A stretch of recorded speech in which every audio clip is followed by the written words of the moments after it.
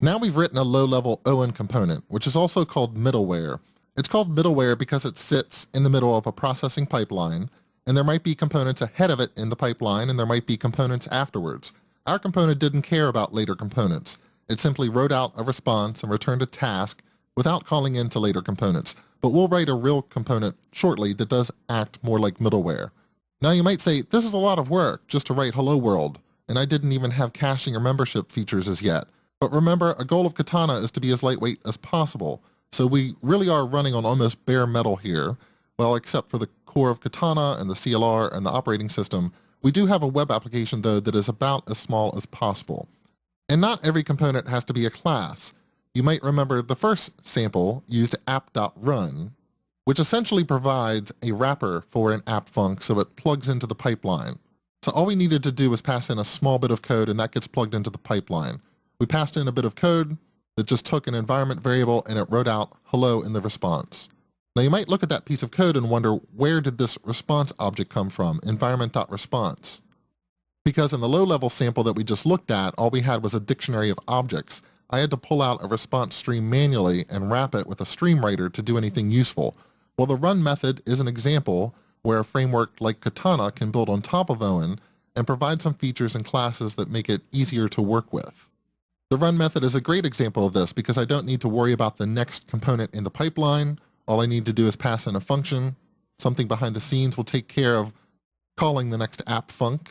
And I also have more objects available than just the dictionary of object and string. Instead of working with the dictionary of object and string, the run method has some code to pull out objects from the dictionary and make request and response objects available. So now my code doesn't have to do that, but behind the scenes there has to be code that works with ON at the primitive level by working against that dictionary of string and objects.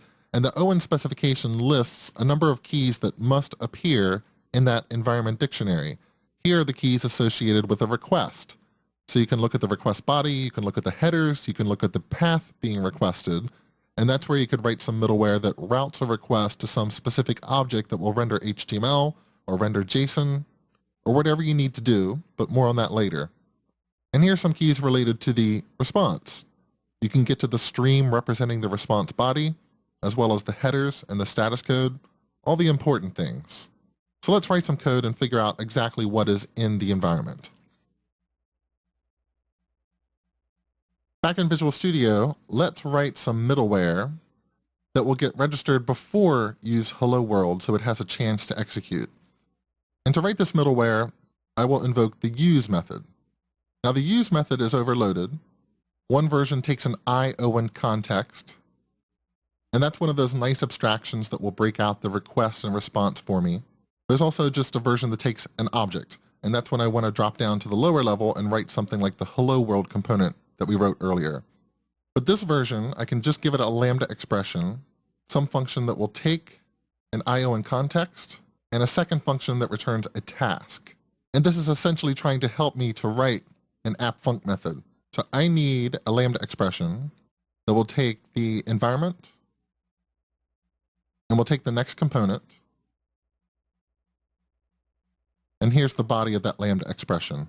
What I want it to do is loop through each pair in the environment.environment property, which is that iDictionary of string and object, and is essentially the context for a request here in ON. And for each key value pair, let's just dump it out to the console. So we will write out parameter 0, colon parameter 1. Parameter 0 will be the key, which is always a string. Parameter 2 will be the value associated with that key, which might not always have a good string representation if it's something like a stream, but at least we'll get the type name.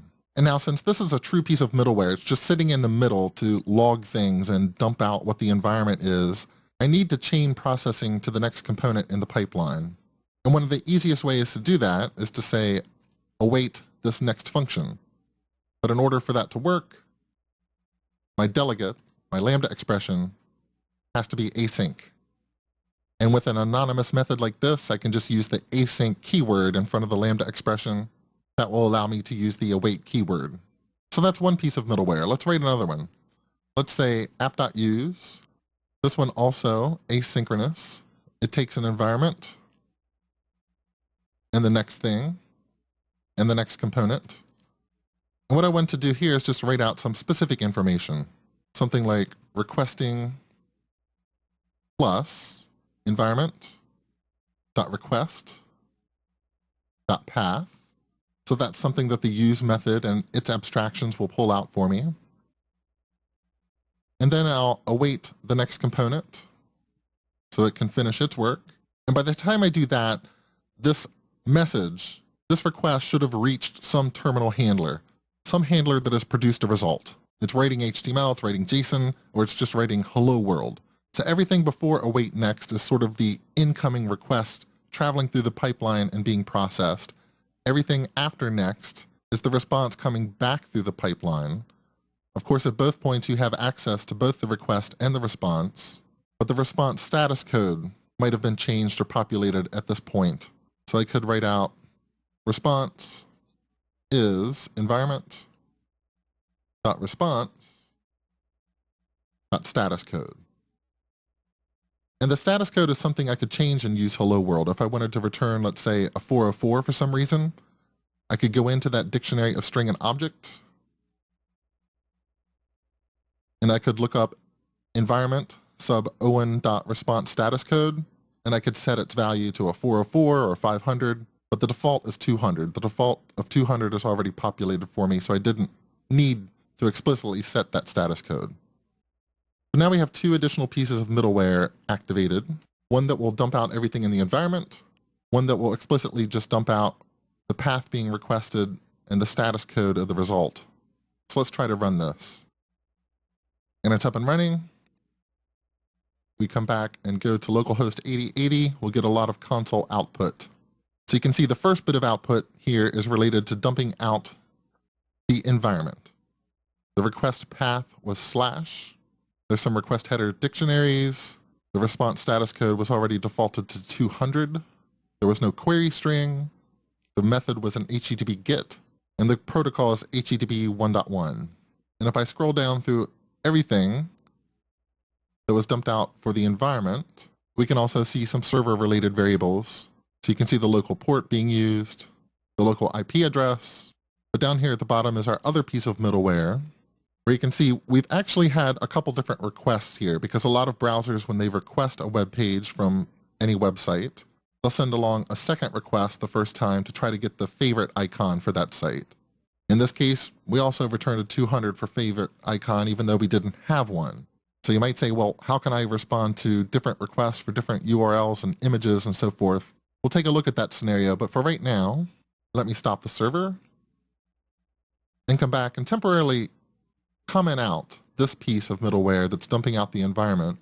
I really just want to show you that when I refresh this web page, we do get a request for the root of the site. The response to that was a status code of 200. We also got a request for the favorite icon. And right now the browser really wants to find that favorite icon. So every time I send a request to this local server, it requests the root of the website, but also the favorite icon. If I request something like /greeting, you can see we get a request for /greeting, also the request for the favorite icon. But the question you might have at this point is, if I want to build a real application, something that has multiple URLs associated with it, how could I differentiate between a request to the root of the website and a request to /greeting? I want those to provide different data. Well, that is what we will look at next. But for now, I just wanted to show you middleware and how it behaves. How we can take requests, plug in functions that act on those requests in a pipeline, and we can order and arrange them so that they get called in a specific order. In this case, I wanted this logging middleware to be registered and appear in the pipeline before use hello world. That gives it a chance to execute. If I were to reverse those two, then what we should see when I come back to the website is we get the hello but no logging. And that's essentially because the hello world component that we wrote never passes control to the next component in the pipeline. It simply writes out hello and it's finished. Whereas this piece of middleware does use await next to allow the next component to process the request. And it gets to look at messages as they come into the web server and as they go out, coming back through the pipeline.